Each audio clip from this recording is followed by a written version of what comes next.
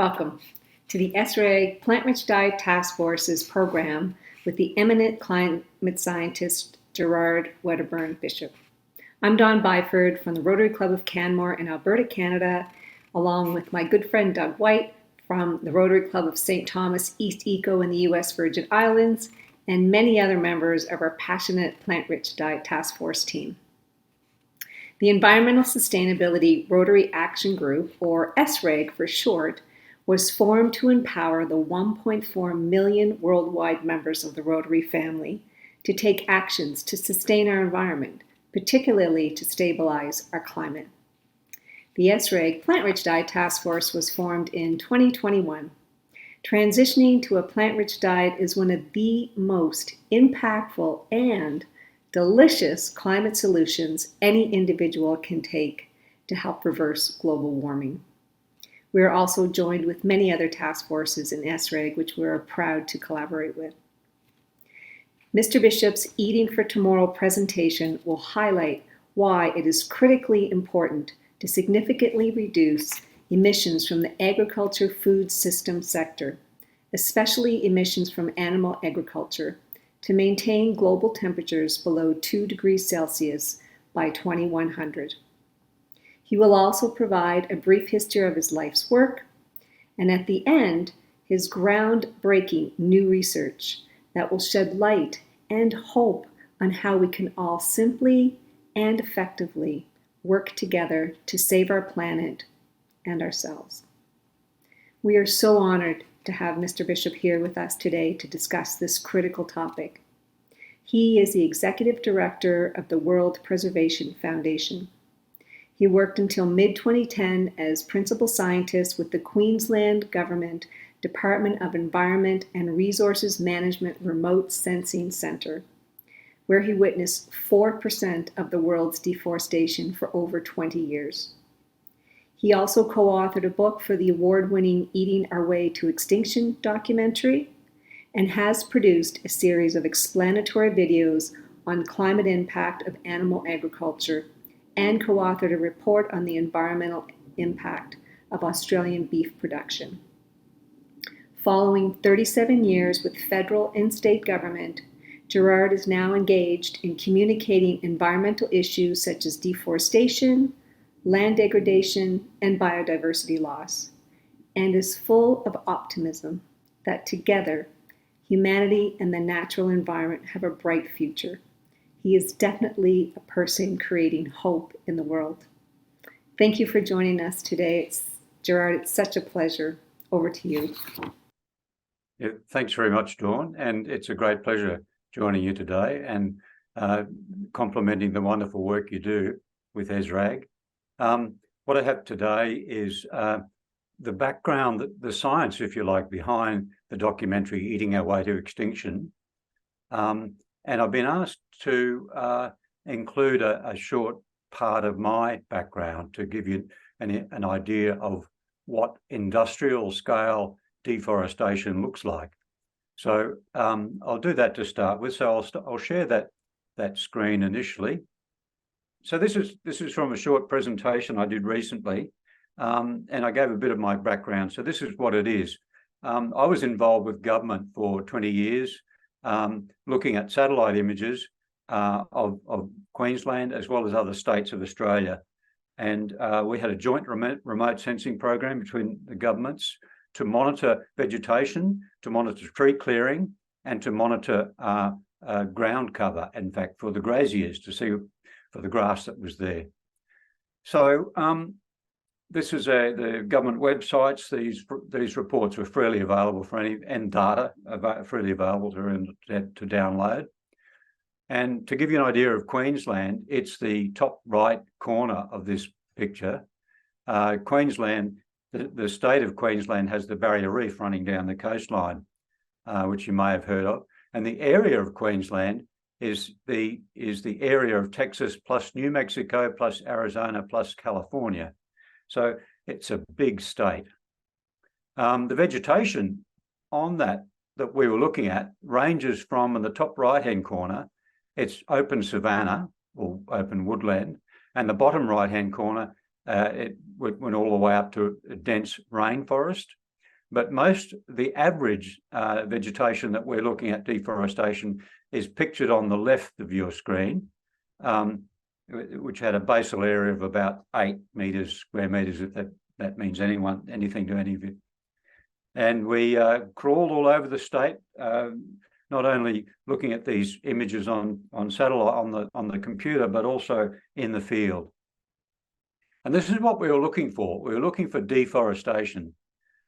Here's an example of recent deforestation where the trees are still lying on the ground. You'll see the process of that in a minute. The satellite data we got, it's now readily available. Anyone can look at these satellite data and compare themselves. There's good viewers for that. But over now 30 plus years of satellite monitoring, average 2,500 acres were deforested each day. That's about 10 square kilometres each day, actually 11. But that gives you an idea of industrial scale. And this is only our small corner of the world. This is Queensland, not Brazil. But the area is about half the area of Brazil. So 93% of that was for grass-fed industries, for beef and sheep production. And over the average over that 30 years, most of it was virgin forest. So this is, if anything can open your eyes to industrial food production the way we do it today, it's watching this. Of course, we all live in cities, so we don't see this stuff, but I'll give you an idea of what we did see. First of all, the satellite data. This is in the human visible range. On the left, you see the dark areas are the forests, and on the right, you can see the tracks still of the bulldozers where it's been cleared. In the near infrared and the mid infrared, we have other data from satellites that tell us a lot more about vegetation as well. That we actually had machine learning AI back then to map these areas. And of course, there's a reaction from the farmers in the bush, stay out of my face, stay off my land. Most of the 3/4 of Australia is still Crown land. It's still owned by the government, but leased, and I believe it's similar in the United States. It's leased to the farmers, the graziers, for a 99-year lease with the expectation that it'll be just extended. And so really it's government land, but they still have a fierce protection of that land, get off my land. So every now and then you see flashes in the media about the farmers' reaction to us. And of course, this sort of thing, and I believe it's the same in the States. We were known as the tree police. So you get this whenever you turn up in a government vehicle unannounced in the bush, you're immediately targeted. In fact, one inspector lost his life recently from get off my land, that attitude. So this is what we were seeing. It's a video without audio, but I'll describe what's going on. This is central Queensland. This is the sort of trees that I spoke to you about. Some of these trees are 20, 30 meters tall. And if you have a big enough bulldozer like these ones, in this case are D11 dozers, you literally pull the trees out of the ground. I'll just start that video going. You have 2 bulldozers running flat chat.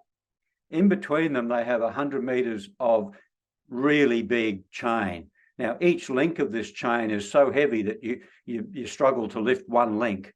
So that's how industrial scale clearing is done. And they literally rip the trees out of the ground. It's a very effective way of deforestation. None of this timber is used. It's all pushed together and burnt. But this gives you an idea of how this was invented in Australia, this tree pulling, as it's called, between 2 crawler tractors initially back in the 40s and 50s. But now you get the big dozers, and it's very effective. These bars that the dozers have out in front of them, they're called tree spikes. and they can actually come up against a big tree if they can't rip it with the chain, and they push it up and over, and it literally snaps the taproot to get it. And okay, this is in Florida, and that gives you an idea of the chain, the size of the chain. These are D8 dozers, so they're 50-ton dozers. And this is in Brazil. So you can see that these methods are used right around the world because it's so efficient. It's so effective at ripping down forest. And here's a bit of history. As I said, this method was invented in Australia, and originally they didn't have such big bulldozers. So what they did is they had a ball in the middle that lifted the chain off the ground a bit, gave it more leverage to pull over the trees. So this is how it was done back in the 50s. And yeah, after the war, the soldier settlers were given land. So this is how they cleared it. This is from a video of Western Australia, where they cleared forest, and what you saw just there was a drip torch. They use these still out of quad bikes or out of helicopters to burn, and then you stick rake it. You rake all of the dead wood together and burn and burn and burn again, and then you can plant. And in Western Australia, they did that, and but then it dried off, and terrible degradation like you had in the States. Anyway, this is a picture of global fires. This is to give you an idea of the fact that the world is burning everywhere around the world. Fires are lit in the dry season for a number of reasons. The first one is deforestation, and the second one, which covers a bigger area, is actually pasture management fires. And as you'll see in Africa, that's the main cause of fire over there. You can see north and south of the equator, as the seasons change and the dry season comes in, they burn it off. They burn off the long grass to kill the old dead grass, and which is unpalatable, and make the new green pick come through. And they also burn to get rid of the ticks. So, but the main use of that fire is to kill off any regrowth forest. They call it woody weeds, and it kills off the woody weeds. So this is an idea of what happens around the world with deforestation. And these are the deforestation fronts: South America, Africa, Australia, and Southeast Asia. And that's two 10-day pictures of the dry season north and south of the equator. So you can see that the world is on fire because of this. And of course, it's very unhealthy. So that's where I'll stop this particular video, because that just gives a bit of my background for this. But this slide here is really interesting because we have so much data on deforestation now. The estimates are that between 88 and 99% of deforestation is for agriculture, and at least 70% of that is for animal agriculture. So logging, this is a persistent myth. Logging does not kill forests. Food kills forests. And the way they do it is with fire, which I just ran through. So if you log a forest, if you cut down all the trees, almost clear felling, and if you leave it alone, that will be forest once again in time.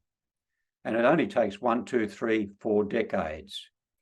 But to turn that forest land into something else like grazing land or cropland, you need to burn and cultivate and stick rake, as we saw. Okay.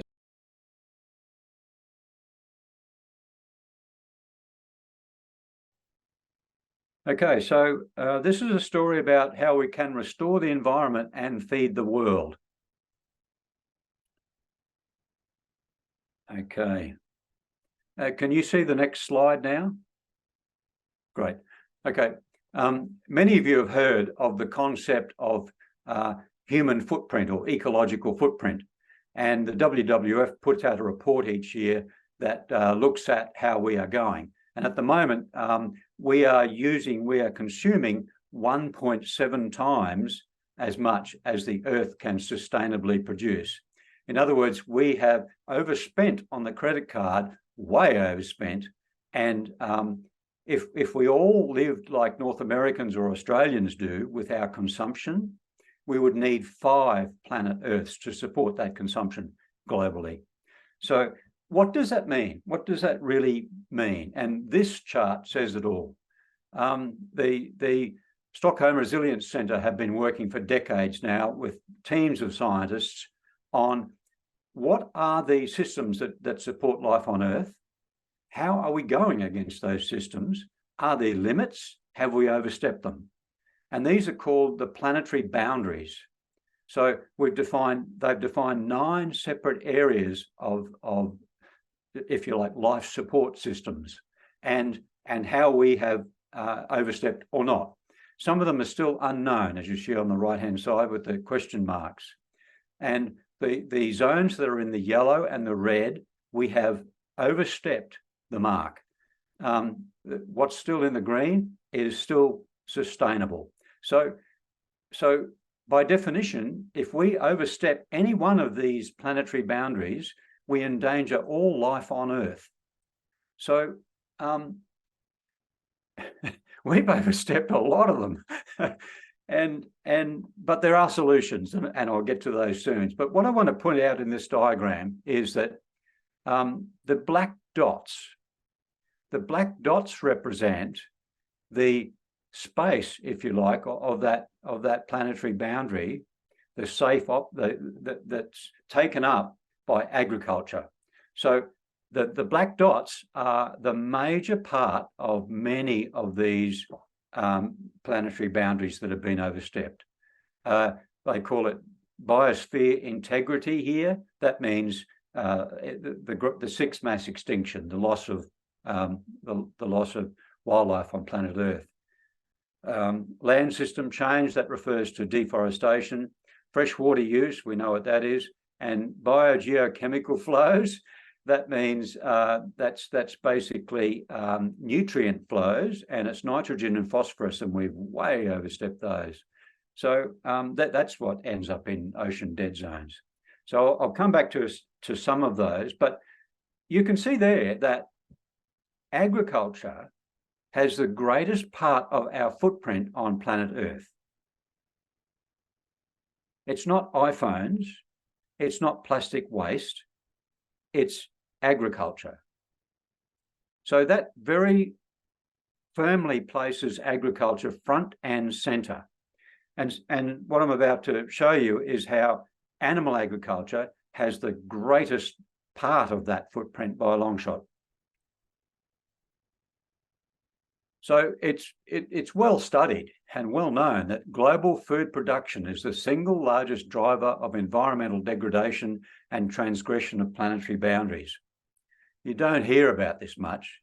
You hear about many things that cause the breakdown of the systems that support life, but you don't hear that our food is the major contributor. Just to run quickly through the distribution of mammals on Earth. Many people say, well, you know, we used to have millions of bison roam the plains in North America, for example. But what I'm about to show you is the current distribution of mammals. Mammals are the ones that warm-blooded, they have children. So this is a diagram. Humans make up 1/3 of the biomass of life on Earth. Our farmed animals make up 60%. So when people say, you know, we've got too many mouths to feed on the planet, we've got the population is a problem, it's not the population of humans, it's the population of farmed animals. And because the farmed animals are all youngsters, babies, teenagers, they're bred to grow as fast as they possibly can. Their lives are cut short to the minimum when they're slaughter weight. They're ravenously hungry. They're bred to be ravenously hungry. Pigs, for example, put on 1.7 kilograms a day. You know, and that's why they produce 5 times more effluent than we do. But what my point is that even though farmed animals are twice our biomass on Earth, they produce 5 times more waste as we do, and they consume 5 times more biomass, like crops or whatever their food is that we grow for them. So this is a little bit biased. Their impact is way and above ours. Pets, by the way, 1%. And wildlife, we've squeezed it into a corner so much that only 4% of the biomass is still wild. This is like from mice up to whales and elephants. All of them put together make up 4% of the biomass of life mammals on the planet. So when you look at that, you realize that we've had this attitude, and it's not so long ago, my generation and the one before, the attitude was, we must develop the world. We must develop the world. We must tear down the trees. We must make way for agriculture. We're feeding the world. We're feeding our family. We're feeding our community, and we're bringing prosperity to the world. This was the attitude. And now what we've done is we've got to a point where we have taken so much of the so-called natural resources that it's coming back to bite us in many ways. Climate is only one. Biodiversity loss is perhaps the next greatest threat to life on Earth. And it's now well known that cattle farming is the greatest driver of biodiversity loss. And 80% of agricultural land is devoted to livestock and feed for animals. You see in this picture on the right-hand side, this is Brazil. And they made way for soy crops in this case. And what the point I want to make is that when we take away habitat from wildlife, they don't just get up and move next door, they die. Habitat is everything for wildlife. You know, that you hear wildlife is territorial. Well, it's for a reason. That is their patch. That is the food system that supports their life. And by moving into someone else's food system, they're not welcome, because that's their life support. So when you take away habitat, you take away life. And that's the reason why we have destroyed biodiversity on planet Earth. That's the reason why we've squeezed wildlife into this corner. And when you squeeze wildlife, take away their habitat, they get really stressed. And the stress levels make their viral load shoot through the roof. So these viruses are so easy then to transfer to humans, and that's what they're doing. So deforestation, we know well that the leader in deforestation is Brazil, and it and the other countries around, 84% of that deforestation is for pasture and livestock feed. A paper came out a few months ago that said that, look, if we source zero deforestation beef properly, not just JBS's method of shrouding the figures in secrecy, but if we do it properly, we could cut Amazon deforestation in half, and that matters, and I'll show you why in a minute. Nutrient pollution, we spoke about that before. It's called the main pollution, environmental pollution globally. It's the biggest problem of pollution, air and water pollution in the world. And what it ends up is dead streams. You see the algal blooms, the green flushes, they're everywhere. It's because the nitrogen, because of the phosphorus, because of the nutrients that we're pouring into the natural systems. And wherever we have factory farming, for example, where we're feeding chickens, all that grain is imported. So from another country or from somewhere else. The chickens eat that, and their waste is concentrated. So whenever we have a flood, and that waste gets into groundwater, etc., that's where it starts, and it ends up as ocean dead zones, permanent ocean dead zones. But the open oceans now are starting to lose their oxygen as well.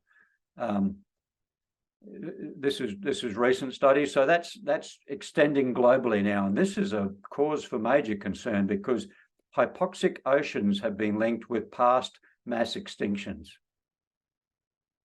Water, as you know, actually the Colorado River is a good example of this. There was an outcry about how almond nut production was gulping up so much water, or people washing their cars.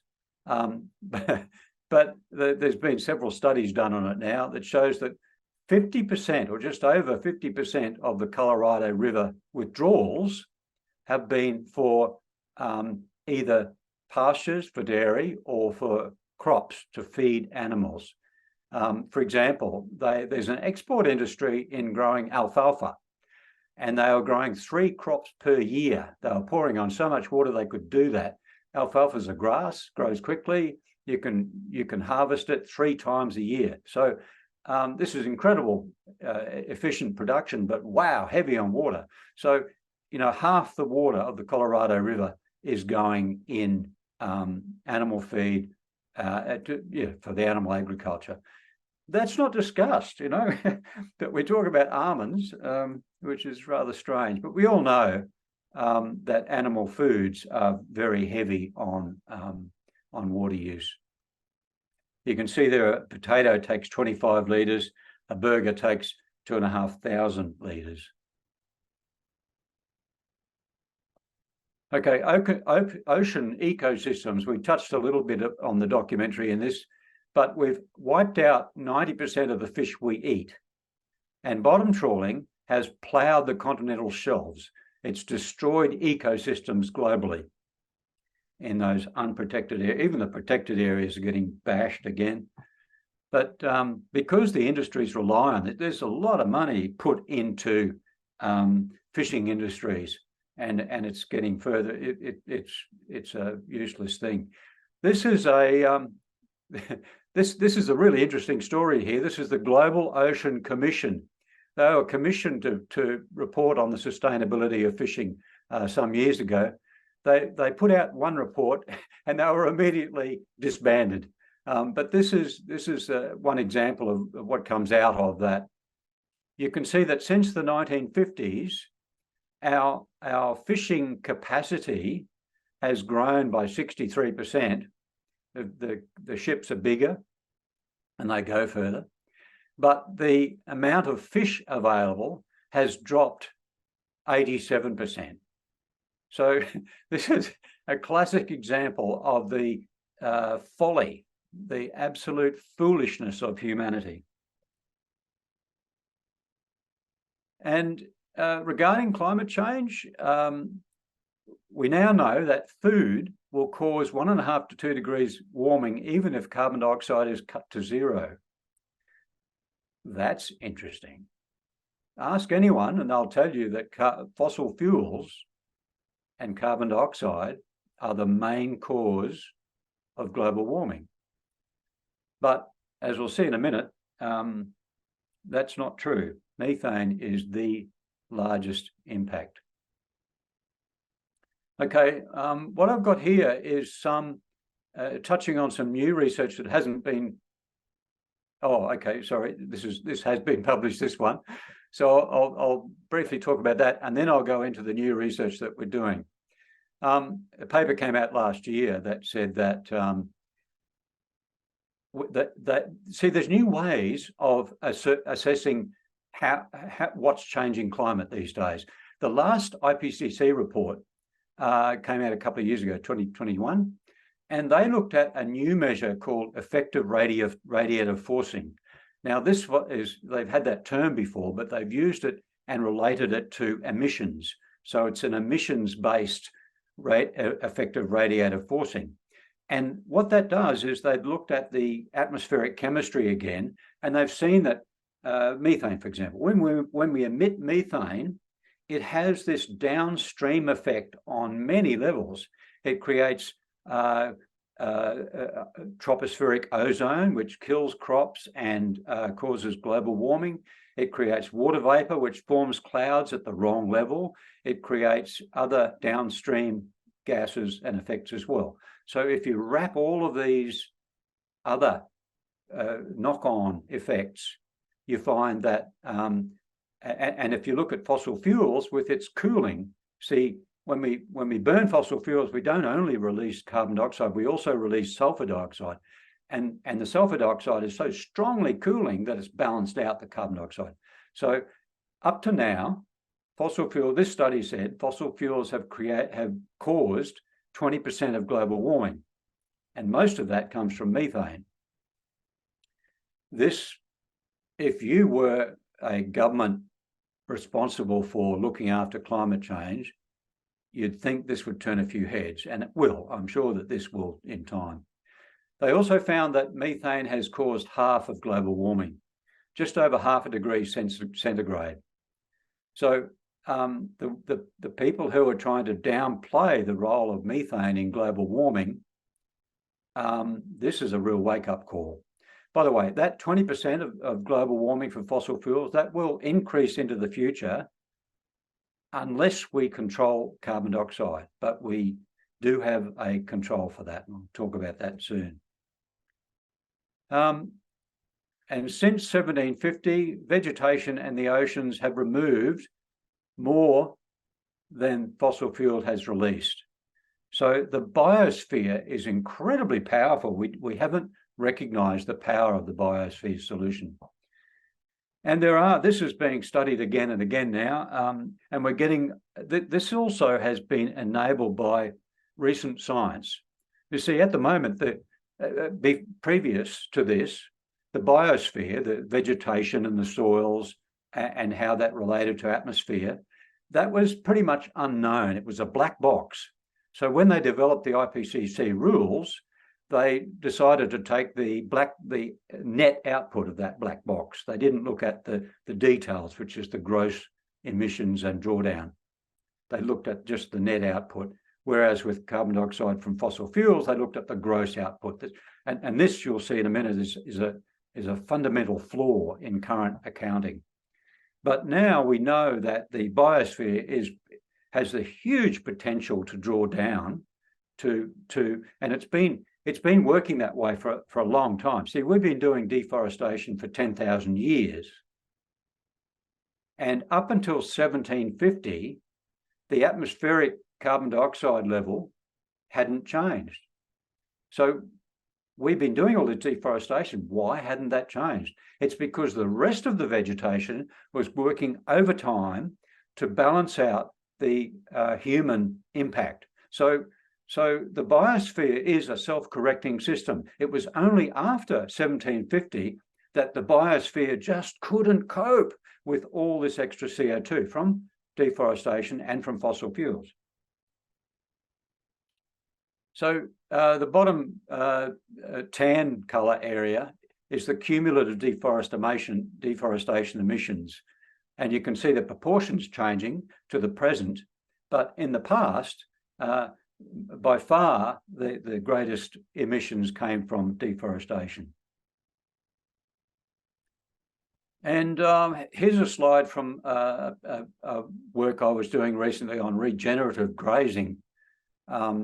Boy, isn't that a marketing coup? But this shows on the left-hand side, this is the potential, that blue bar that you can barely see, that's the sequestration or drawdown potential for grazing soils. The next bar is the drawdown potential for crop soils. Crop soils are much more degraded than grazing soils because the grazing soils, grasses, stay there from year to year to year. Crop soils, we rip out the plants every year. So that's the potential on the crop soils. They've been degraded. But the potential for forests on grazing land is enormous in comparison. And that's transformative, that level. That's decades of emissions, more than what's in the atmosphere right now. So that's the potential. And just for fun, I measured the potential of forests on built-up lands, which is that bar to the right-hand side. So even though we might think that cities spread everywhere, they only actually cover 1% of the land. So the potential we have for example, forests on grazing lands, grazing lands cover 37% of the land. It's our biggest land use by a long shot. So that's that. And we've known for a long time that rewilding grazing lands is the lowest cost, largest scale natural solution to climate change. And a lot of organisations are working on this now. The reforestation is always number one at the top of the list of Project Drawdown, for example. Project Drawdown, number one is reforestation. It has so much potential. But the trouble is that scientists around the world, when they're investigating these things, they don't believe that we could change that much land use. You see, George Monbiot, he's recently written a book called Regenesis. And Regenesis is a fascinating book. I can strongly recommend it. In that book, he says that if aliens were to visit the UK, they would think that the dominant life form was sheep. And the reason for that is because they take over most of the land. So what would you think is our most precious resource? I mean, other than our families, they're very precious to us. What else is precious to us? Water, yeah. Natural resource, yeah. What about land? Land and country and our ecosystems, are they not precious to us? And what are we doing with that precious resource? How are we using that? Is it a good use for that? Well, if you look at grazing lands covering 37% of the planet, what do we get from that? We get red meat, or some red meat, and some dairy. In fact, they've run the numbers, and of the animals that are exclusively grass-fed, we get 1% of our protein. Of the animals that are partially grass-fed and partially lot-fed, which is the majority of beef in the world, we get about 5% of our protein. So from the grass, we get 5% of our protein. Now, how wasteful is that to squander 37% of the planet for 5% of our protein when we could be turning that land back to nature, back reversing climate, reversing biodiversity loss, reversing the breakdown of water cycles, etc. So farmed animals give us use 43% of the land, including the crop area, but they give us by dry weight. This is IPC work here. They give us by dry weight 12% of our food. IPCC science is good science. The real reports collate all the latest research and put it together in a pretty good form, but only scientists can really read it. And then they make these summaries, these summary for policymakers, which are political documents. So when people criticize the IPCC reports and say that they're controlled by the industries, that's true, but it only applies to the summary for policymakers. When you go back to the science in the IPCC reports, it's all good science. So you've got to discriminate a little bit in criticizing IPCC reports. So if you look at farmed animals, 43% of the land, food crops, the crops that feed us, they take up about 6% of the land, and they give us, by dry weight, 85% of our food. So most of our protein now comes from plants, not animal agriculture. And we know a vegan diet can reduce land use by 3.1 billion hectares. In other words, we can free up Africa back to nature. Wouldn't that be nice? Many organisations have studied this, and this is from WWF, but it points out that globally we need to reduce our consumption of meat by 75% if we're to be sustainable. So in heavy meat-eating countries such as Australia and North America, that equates to a greater than 90% reduction in meat consumption to meet the sustainability level. And I love what Jonathan Foley, he's the head of Project Drawdown. He says that things happen very, very, very slowly and then all at once. So that's what I was talking about before. That's how much food we get from ruminants. The biomass of farmed animals. Oh yeah, this is the bison roaming the plains. There might have been millions of bisons, but now we've got hundreds of millions of cattle. So this is it in a study. This is wild animals 10,000 years ago compared to farmed animals now. So there's no comparison. We have loaded up planet Earth to the point where it's at breaking point. And the only reason, by the way, we've been able to do that, how have we increased the biomass productivity of our planet? Well, it's through the miracle of nitrogen fertilizer. And we literally pull that out of thin air. So through the green revolution, we have been able to increase the productivity of our planet dramatically. And what's taking the bulk of that productivity? Produce is farmed animals. It's not a natural cycle for animals to do that. It might be in small numbers, but when you have hundreds of millions of these animals, it's way beyond sustainability. Animals and their waste are responsible for more methane emissions than anything else. And the next methane producer is fracking. It's fugitive emissions from coal and from gas production. They say gas is a great transition fuel. It's such a nonsense because there's so much leakage from that system and that's methane basically, so much leakage that we know methane is a major cause of global warming now. So that's a problem. Plus the cattle that roam the surface.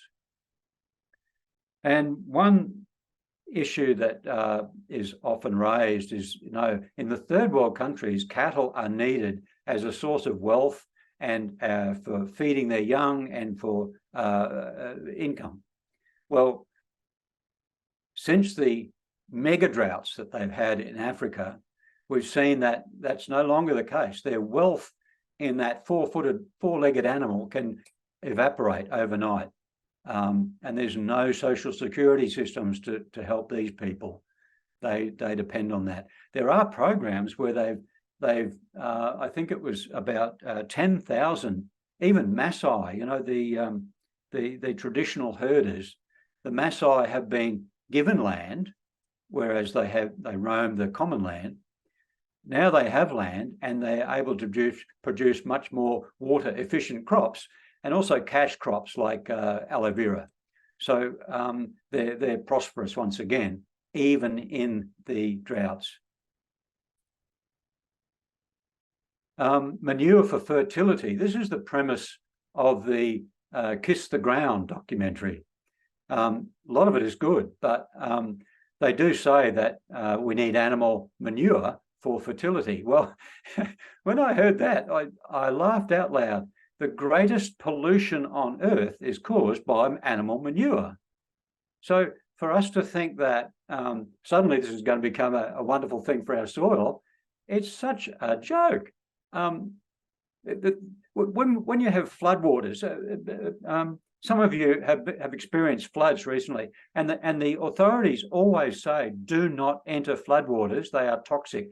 And the reason they are toxic is because they're loaded up with salmonella and so many other toxins from the effluent ponds that come from farming. You see, as I said before, the effluent from farmed animals is many, many times our effluent. And there'd be a public outcry if our effluent were not treated properly. Public outcry. But there is absolute silence around 5 times as much effluent that is not treated at all. It's just in ponds, and that leaks, of course. When it overflows with rain, of course, it's a disaster. So this is the problem. Animal manure is not a solution at all.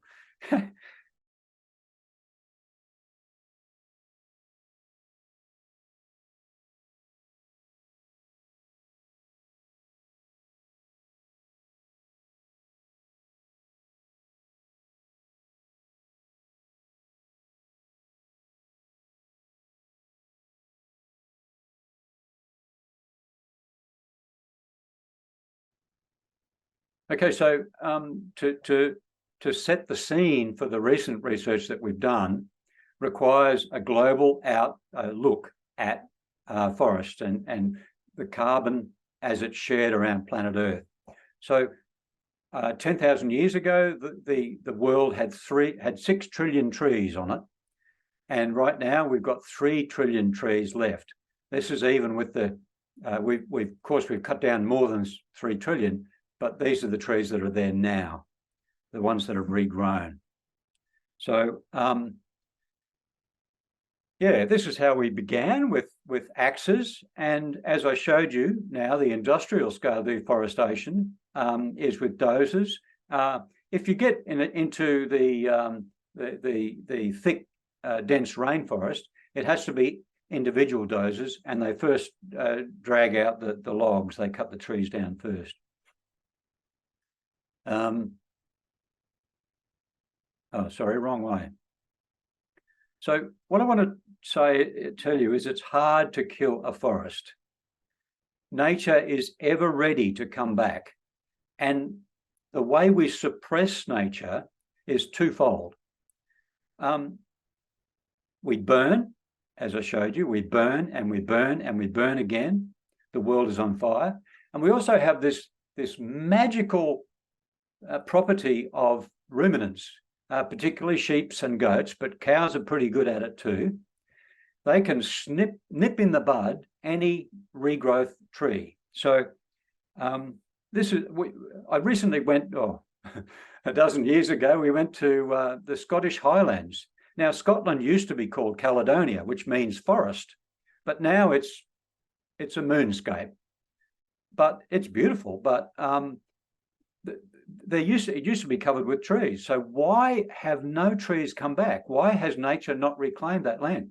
Well, it's because of the sheep, basically. Sheep are amazing. They have this superpower.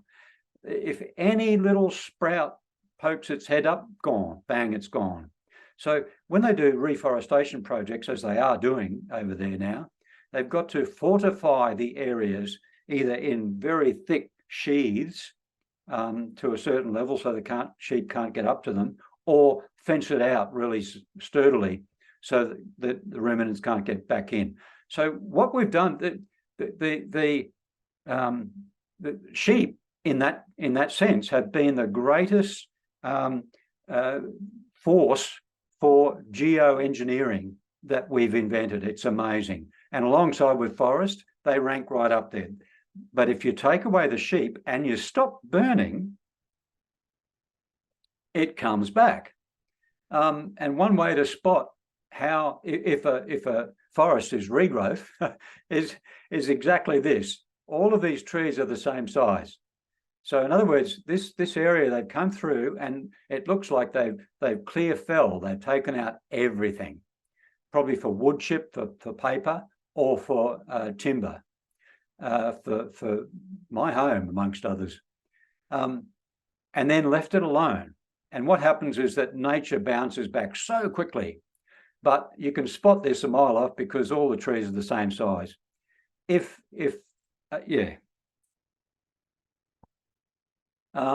is a bit of my history. I worked on the Beyond Zero Emissions land use plan that became too hot for them, so they called it a discussion paper.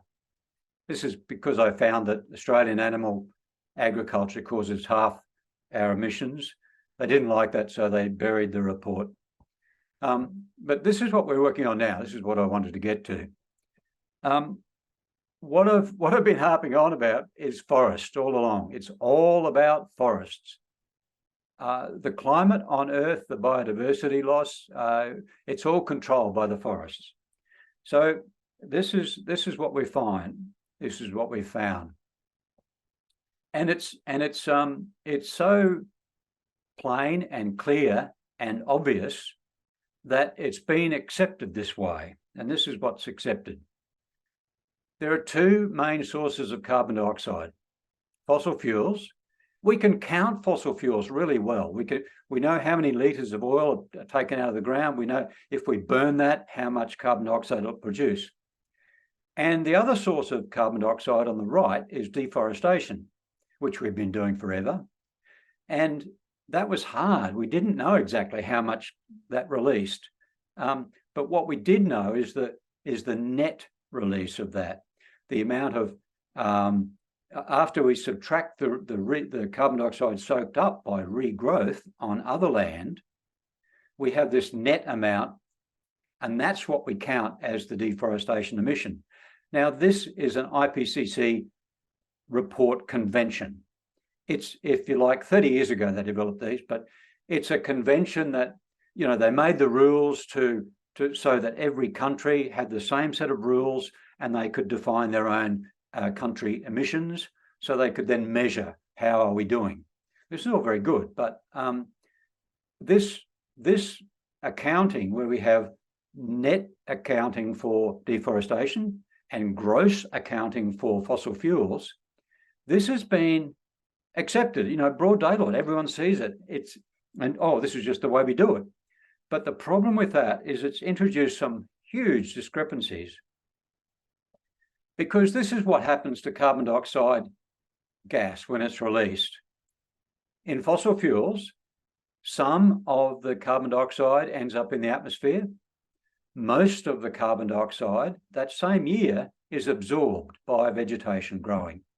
Now, what we've done is, because we've got CO2 fertilization, it means that trees grow bigger. So the carbon, lots more carbon dioxide is being soaked up by the trees. Okay, on the right-hand side, same story. When we deforest, some of the carbon dioxide is released into the air, but most of it is drawn down by existing vegetation. So both ways, most of the CO2 is absorbed by growing trees. But this is how we count for that. On the left-hand side, fossil fuels, all of the CO2 is counted. On the right-hand side, deforestation, we only count about a third of it because of these rules, because of how it was developed 30 years ago. Well, now we know better. We have vegetation models and we have much more information on the biosphere carbon dioxide flows. So why does this matter? It matters because when we look at historic greenhouse gases, we find that deforestation has released 4 times more carbon dioxide than fossil fuels. How about that? And fossil fuels are a minor cause of global warming.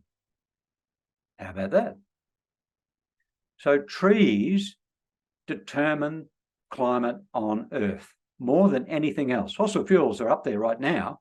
The mix is now more fossil fuel emissions than deforestation.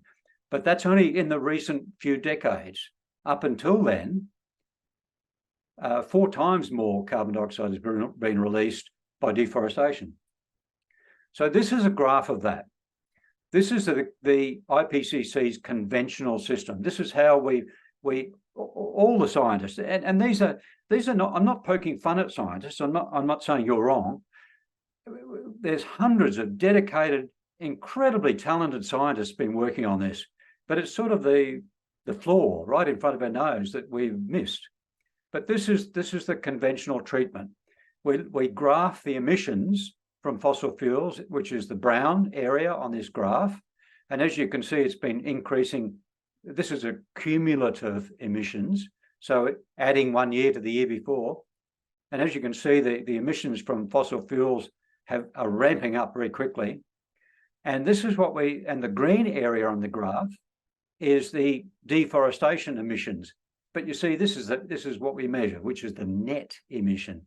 So this is how we've been looking at climate up until now, with the brown compared with the green. And sorry, on the left-hand graph, most people would say, yes, okay, fossil fuels dominate. Deforestation is secondary. But if we do the accounting the same for both, the graph on the right is what we see, that emissions from deforestation are way more than from fossil fuels. And what's left in the atmosphere is just this small amount up the top here. So you can see that what's happened over these 10,000 years is that nature has been working flat out to balance our excesses. And it's only in the last 2 centuries out of 10,000 years that nature has been unable to keep up with our emissions. But you can see that fraction that's in the atmosphere now, that's only a small fraction with the amount of deforestation emissions. So this gives you some concept of the power of nature to both cause climate change and to draw down, and the cumulative fraction that we're talking about, which is only small in comparison. So this tells you, this lets you seek for a solution in the biosphere, not in fossil fuel, well as in fossil fuels. So deforestation is released 4 times more. Therefore, and what we're doing with this research is looking at what are these sectors, what are the industries that have the greatest impact on climate? In other words, what are those industries that have caused the most deforestation? And of course, animal agriculture taking up 37%, 43% of the planet, it's the leader by a long shot.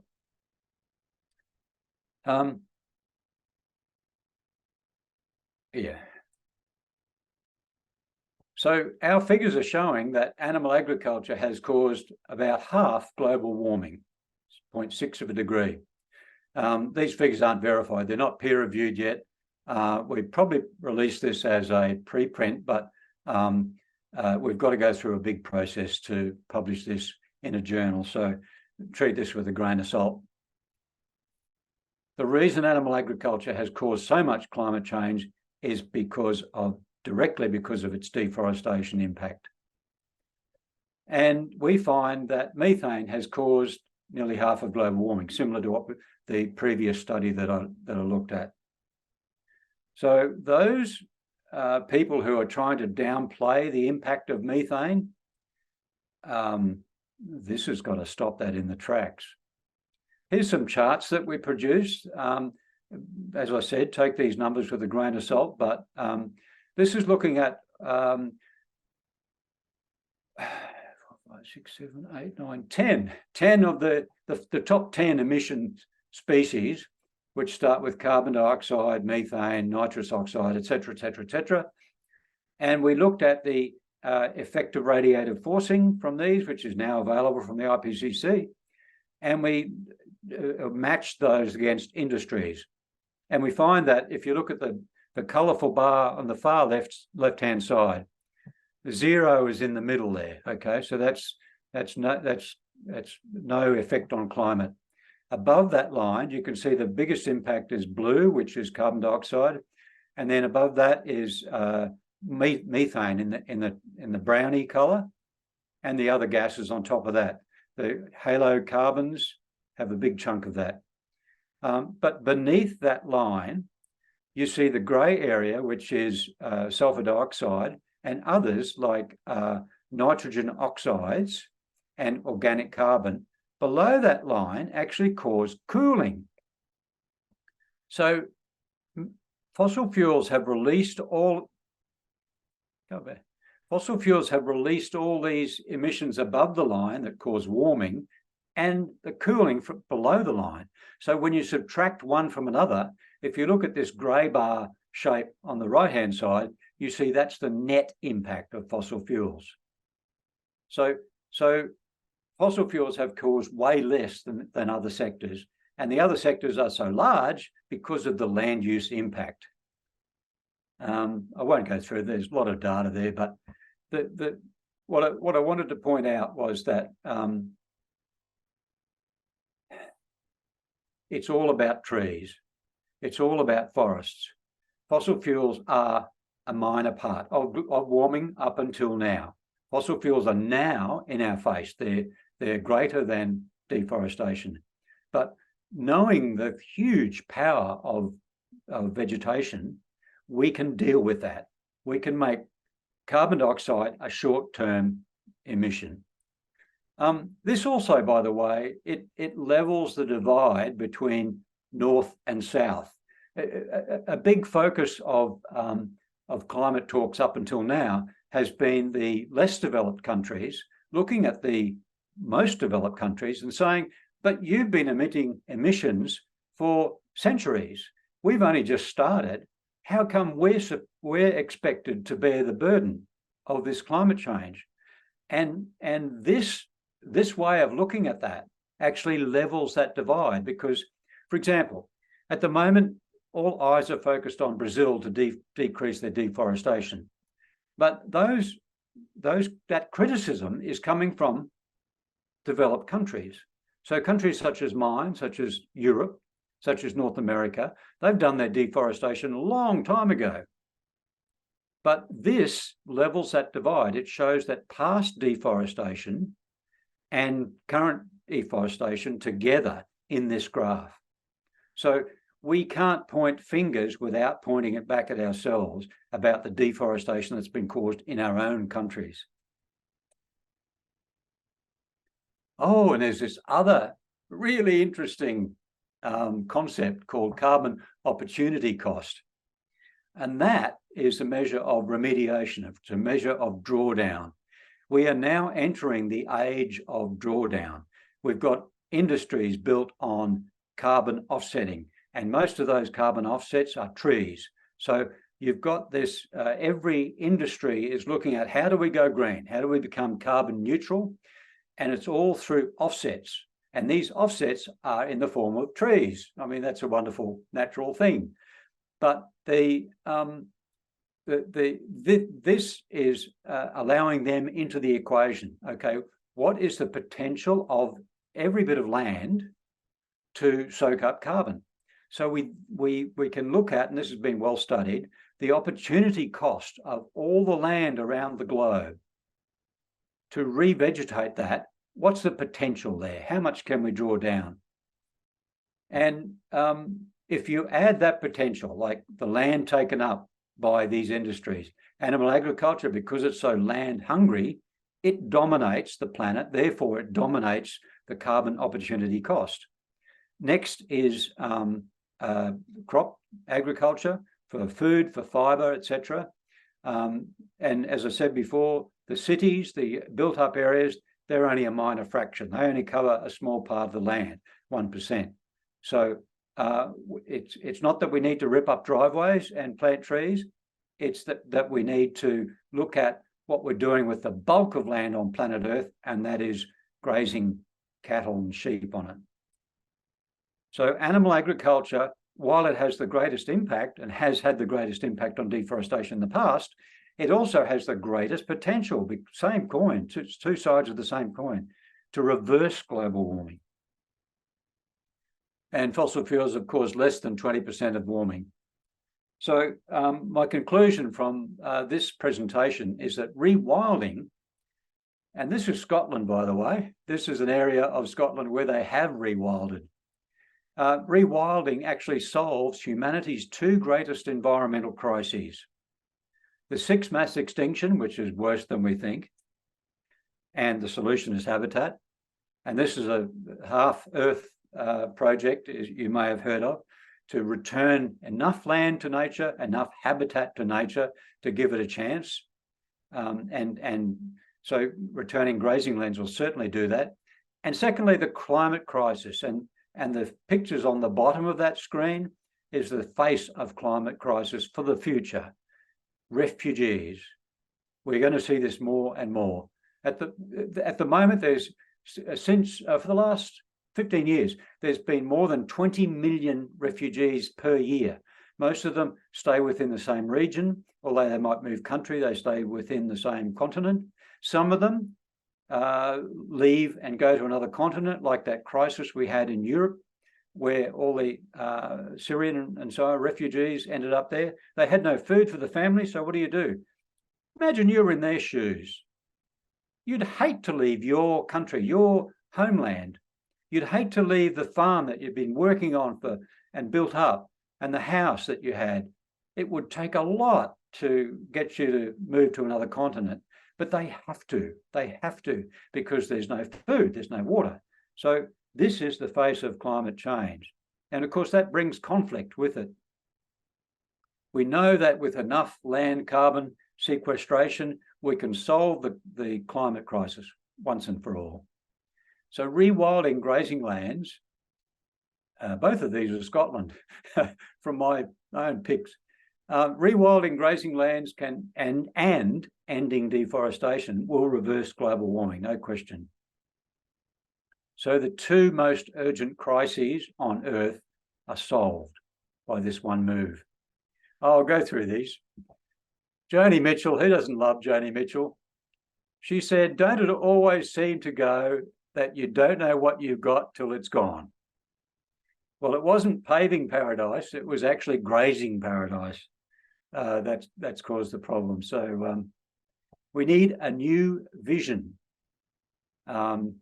And we've got to realise that the climate disaster is human-made, not cow-made. And we can share this precious planet. All life can prosper. It would be humanity's greatest achievement. This was the grandfather of biodiversity. He died last year, sadly. And Oren Lyons says, nobody owns the woods, but everyone is responsible.